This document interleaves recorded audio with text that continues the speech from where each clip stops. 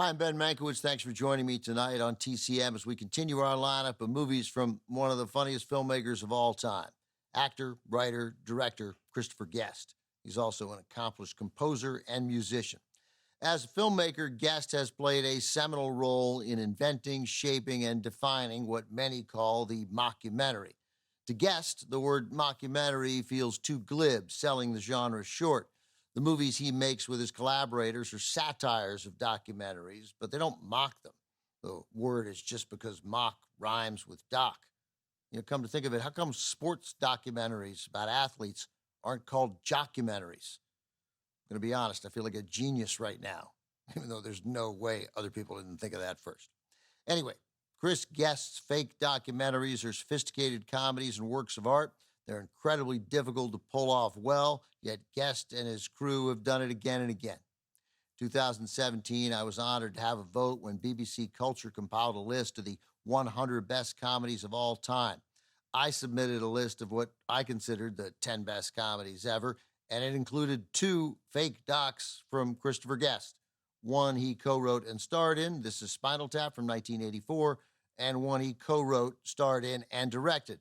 And that's the film we have next. From 2000, the third funniest movie ever made, Best in Show. Guest takes us into the earnest insanity of competitive dog shows. The self-important pet owners are played by members of what has become Chris Guest's unofficial stock company, Eugene Levy, who shares writing credit with Guest on this one, as he does on Guest's other 3 fake docs, plus Catherine O'Hara, Michael McKean, John Michael Higgins, Jennifer Coolidge, Jane Lynch, Parker Posey, Jim Pittock, and Michael Hitchcock. Of course, there is also Chris Guest himself, an essential member of the cast, playing the owner of a champion-caliber bloodhound. Like all of Guest's fictional documentaries, the script for Best in Show was a bare-bones skeleton, a narrative outline. Guest and Eugene Levy sketched out the quirky characters and the story, but the scenes themselves are almost entirely improvised by the actors.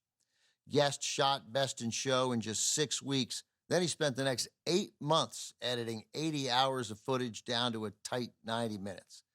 Cast also features typically stellar work from Guest regulars Bob Balaban, Larry Miller, Ed Begley Jr., and as the funniest TV sports analyst ever, the great Fred Willard. From 2000, this is Best in Show.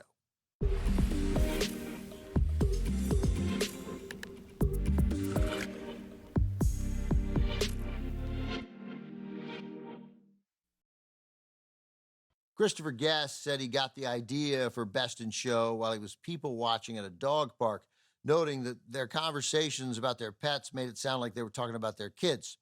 Before long, Guest was attending dog shows and sketching out ideas for this inventive fake documentary.